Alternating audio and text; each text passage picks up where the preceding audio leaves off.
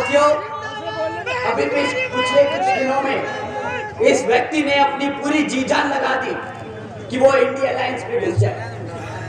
किसी तरह अगर इंडिया अलायंस में घुस गए तो भाई अपनी एक सीट निकाल लेंगे। बेचारा घबराता है कि अपने आप लड़ना पड़ जाए तो जमानत जब्त हो जाएगी। परंतु साथियों, बेचारे की किस्मत इतनी खराब कि इंडिया अलायंस में होके भी बेचारा बेघर घूम रहा है। पूछ रहा है कि साला कोई एक सीट तो दे दे भाई। अब अपनी खुद की पार्टी से लड़ना पड़ रहा है। भाई साहब, आजकल जीतने के लिए क्या क्या नहीं कह रहे कि भाई बसपा का प्रत्याशी बहुत कमजोर है, वो लड़ नहीं पाएगा। हमारे प्रत्याशी जी से मैं एक बार रिक्वेस्ट करूंगा कि जरा सामने आइए आप।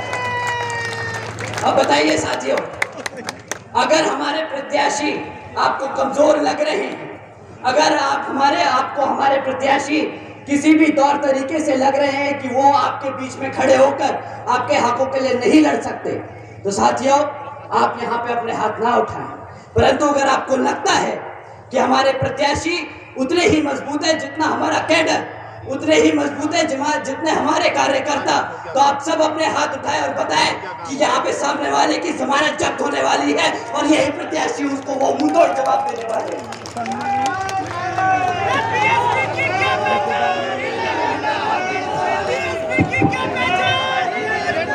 सुरेंद्र पाल, तुम आगे बढ़ो। सुरेंद्र पाल जी आगे बढ़ो।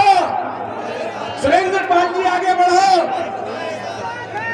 साथियों, वो ऐसी बेतुकी बातें करता है, तब उसकी और बातें करेंगे तो हमारी बेइज्जती हो जाएगी।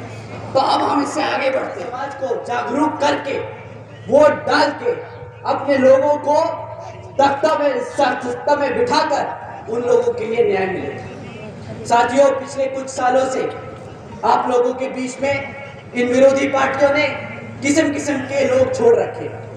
अब नाम लेके उनको बताना क्या, उनको हवा देने की कोई जरूरत नहीं, पर वो आप लोगों को कुछ इस तरीके से भटका रहे हैं। वो मैं काम आपके सामने रख देता हूँ और आपको बोलता हूँ कि आपसे विनती करता हूँ कि उनके चक्करों में ना पड़े, क्योंकि एक बार आप उनके चक्करों में फंस गए तो फिर वहां से निकालना बहुत मुश्किल होगा। साथियों, ये आदमी अपने आप को मसीहा बताता है। ये आदमी कहता है कि मैं सड़क पे उतरूंगा अपने समाज के लिए, आंदोलन करता है, झगड़ता है, लड़ता है, हमारे युवा साथियों को लेके पहुंच जाता है। फिर क्या होता है, हमारे युवा साथियों पे मुकदमे होते हैं और जैसे ही मुकदमे होते हैं वे बेचारे ढूंढते फिरते हैं कि भाई साहब हमें बचाओ। वो आदमी फिर यहाँ से छोड़ के दूसरी जगह भाग जाता है, वहां पे आंदोलन करता है और इस कारवां में हमारे सभी युवा साथियों पे मुकदमे दर्ज कराता जा रहा है। अगर आप पे एक बार मुकदमा दर्ज हो गया साथियों, तो सरकारी नौकरी मिलने में मुश्किल हो जाएगी, रोजगार मिलने में मुश्किल होगा। ये आपको आज गरम खून नहीं दिखा के, इमोशनल करके आपको सड़कों पे ले जा रहा है और बाद में फंसा रहा है। साथियों, सड़क पे लड़कर आपको वोट, आपको आपकी ताकत, आपको सत्ता में आने का मौका नहीं मिलेगा। आपको अपने समाज को जागरूक करके, अपनी पार्टी को मजबूत करके उसको सत्ता में लाकर न्याय और रोजगार मिलेगा। साथियों, ऐसे नहीं मिलता रोजगार, ऐसे नहीं मिलता न्याय।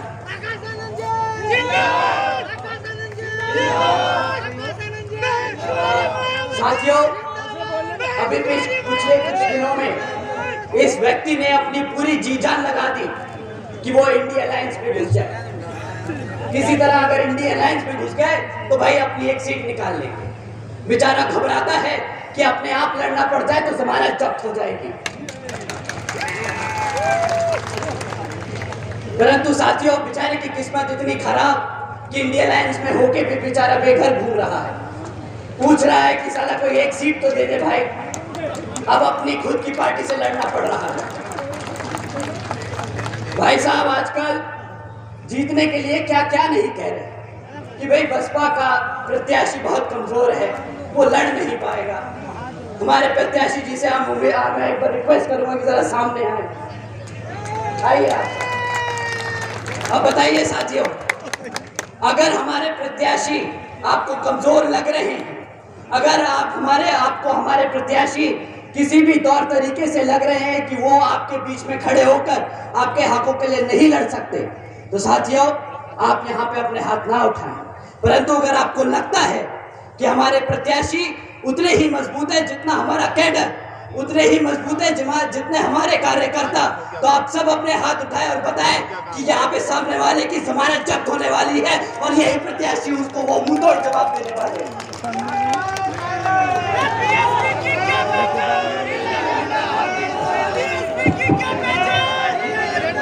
सुरेंद्र पाल तुम आगे बढ़ो, सुरेंद्र पाल जी आगे बढ़ो, सुरेंद्र पाल जी आगे बढ़ो।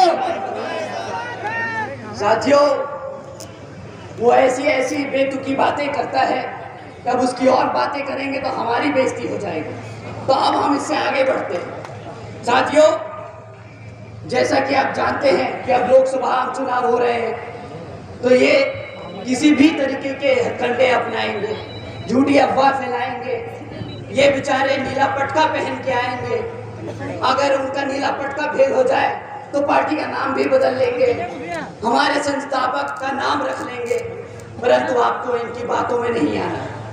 ये उतने ही बेकार है जितनी कांग्रेस और बीजेपी, जितनी सपा और आरजेडी। साथियों आपको इन सब से बच के और संभल के रहना है।